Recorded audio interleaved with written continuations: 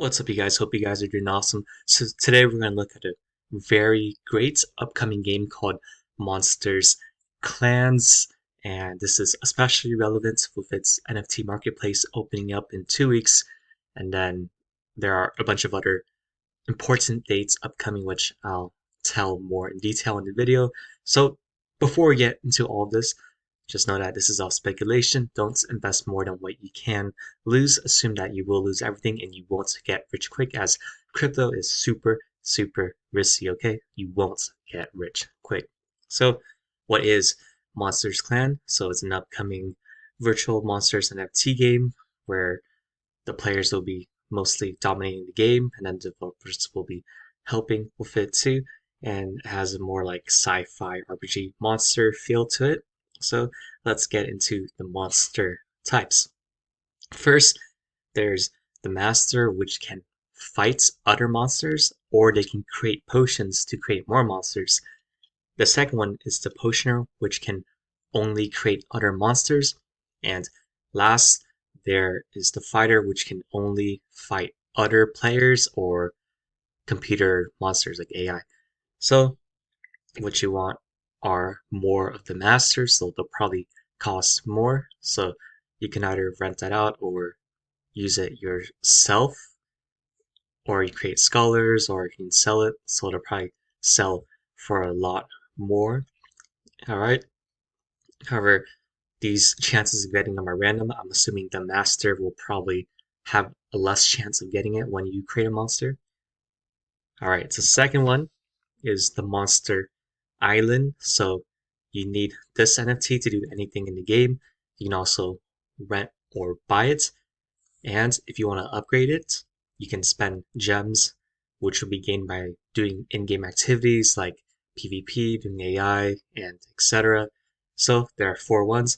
Basic allows you to have 4 monsters, standard for 8, super for 15, and premium for 25 monsters, which I'm assuming there will be more gems needed as the levels progress. Next one, there are potions. There's Ninja, Bloodroot, Fiend, Mighty. So I'm assuming these are for different characteristics like Ninja for speed, Mighty for strength, Bloodroot, Fiend, not too sure. Maybe dexterity or something like that, another skill. Then there's a potion cauldron to make your monster babies, which have 4 tiers. Basic, you can make your monster in 7 days, standard in 5, super 3, premium 2. So I guess with most of these, it's about getting to that premium state where you can make the highest amount of monsters in the least amount of time. Then there's also monsters feed to upgrade your monsters, which you can make in the laboratory or buy from other players. So there are multiple kinds of laboratory, which include feed, where you only make feed, potion, where you only make potions, or multi-purpose, where you can make feed and potions. So maybe the goal of the game is to get multi-purpose. However, this will probably cost more, like the Master Monster too. And as mentioned, you can buy, sell red monsters, and you can also do that with your cauldrons too, along with your monsters' grounds. And you can buy, sell potions, feeds, and gems too. There's also the gems are used to speed up activities, like if you want to increase the rates at which you make your monster. And there are also coins to start or perform activities like PvP, upgrading, creating potions, creating feeds, and etc. So you perform tasks. Maybe there are daily tasks, weekly tasks. So I guess this feature kind of limits that play to win, where maybe if you buy a bunch of really expensive things and then you dominate everyone off the bat. So coins really limits it to active participation too, which I really like that feature. So leveling kind of ties in with the coins too, where players have to increase their profile level by doing different activities in order to avoid getting restricted. So maybe if you don't do certain activities, you won't be able to PvP or interact as well with the marketplace. For specific battle modes, there's the AI mode where you use 3 of your monsters to fight 3 random ones, where it's knockout style, where there's 10 rounds, and each round you win, you gain more EXP, more coins, and you get a big prize if you win on 10 rounds.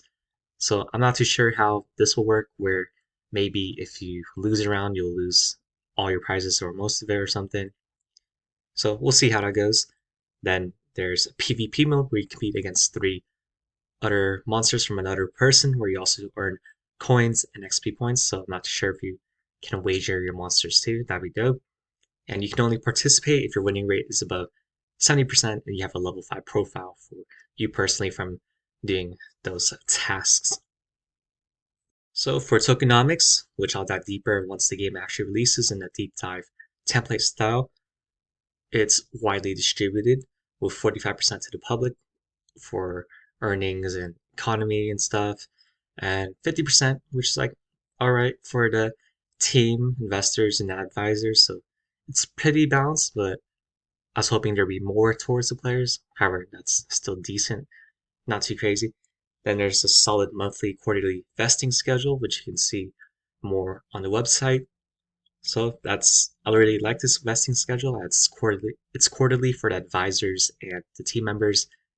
For the investors, I think the idea was like 33% the first few months, so that was kind of iffy. But the other ones, like the initial strategic advisors, investors, they have a monthly vesting schedule. I think it goes around. Let me double check. Okay, cool. So it is 8. So it is 24 months, 95%. So it is around 4% each month. Okay, not bad. All right, now let's get into staking. So this is where it was kind of iffy, where there's a pretty high barrier with 3,500 mons for starting out, and then the rewards increase. Like maybe you might get a monster for free every month. However, that's like 35, 40,000. That's a lot of money, $30,000. So that was kind of iffy. Maybe, hopefully, they'll bring out more benefits for the lower tiers. Big thing to note about this game is that they have a lot of backers, which I'll show right now. People like Chainlink, Polygon, AU21, DuckDAO, all these people right here. And they even got like Red Kite. So they're really loaded. They have a lot of investors, which is a great sign as there's less chance of a rug pull. So let's get into some important dates. So in around 2 weeks, on October 12th, around 12 a.m. Pacific time, let me see, right here, the NFT marketplace opens, so that's maybe where you can get some monsters, lands, and stuff. However, we'll see when they actually open it. Around December 15th, 12 a.m. Pacific time, they have the alpha release of their actual game with the gameplay. January 1st, around there, the renting is live, where you can rent to other players, which I'm assuming maybe that's going to be around the official launch. So here's my game plan going forward. To get that premium cauldron to make both the feed and potions, the best island to get more monsters, a bunch of monsters to rent out to a bunch of scholars, that'd be dope. Making a bunch of feeds in the laboratory to upgrade the monsters, and to buy a multi-purpose laboratory for feed and potions. However, it could sell out, so who knows what we'll get. But I just want to get the highest quality, being an early mover, as I believe this game could get really big. But let's get into the concerns, right? So we can't just only look at the positives, right? So looking at this game, it seems that there are a lot of NFTs needed to play this game. And if there's like a big euphoric boom around that time, then things will probably get expensive. Maybe this game could cost thousands of dollars just to start up, which I will not enter the game. I'll probably wait for a dip if that happens. And there's a slightly higher than usual allocation to initial investors, team advertisers, and advisors. However, there's a really great vesting schedule of that 4% each month, starting in 2020, the first quarter. However, I could see a real dominate scenario where maybe all the NFTs get swooped up by, or most of it get swooped up by the big players, then they rent out to other people at their price that they ask. So that could happen, but if that happens, I'll just wait for a dip, right? There also needs to be incentives for smaller stakers. I mean, you can stake other places at probably PancakeSwap and stuff. However, I think if they really want to reward stakers for staking quite a bit, they should also reward the people who stake only a little bit too. They also have a Telegram, which is for more international people. However, I believe having Discord will allow you to reach US people and other people who are more familiar with Discord. So overall, I will keep an eye out on this game to see how the prices fluctuate in 2 weeks at the NFT marketplace release. And in the meantime, I'll DCA on dips on the monster token. So if it's too expensive leading up to it, I probably want to get into it. However, any dips, I will get some to buy some NFTs, hopefully at a dip later. But if the token pumps up extremely, then I'll probably just sell it off.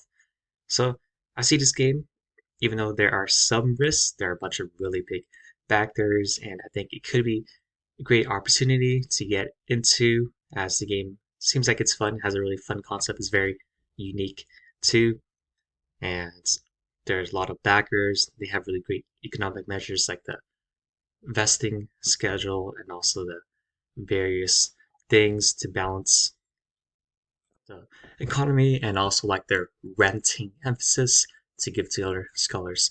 So I'll give a chance if the price action allows, but we'll see. There are a bunch of great games coming up, so there's no need to rush and get FOMO into these kind of games.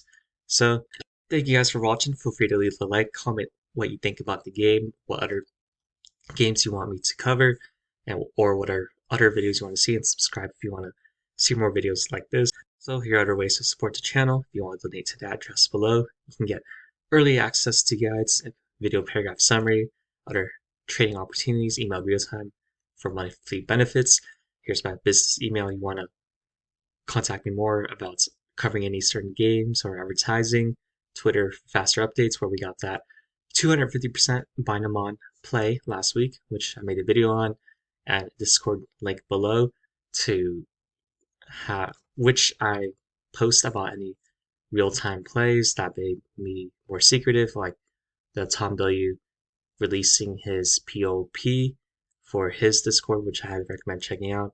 Other brokers I use like Binance, Coinbase, Webull, M1 Finance, TradingView, etc. And most importantly, these videos are for entertainment purposes and they are not recommendations as I am not a licensed professional. The best investments are the ones where you have the greatest conviction by doing your own research. So the name of the game in crypto is to survive in the long term. So the less liquidations you have, the less times you blow up your accounts, the less times you FOMO, YOLO into random things that you don't do research on, the more chance you'll have to succeed in the longer run. So hope you guys enjoyed the video and talk to y'all next time.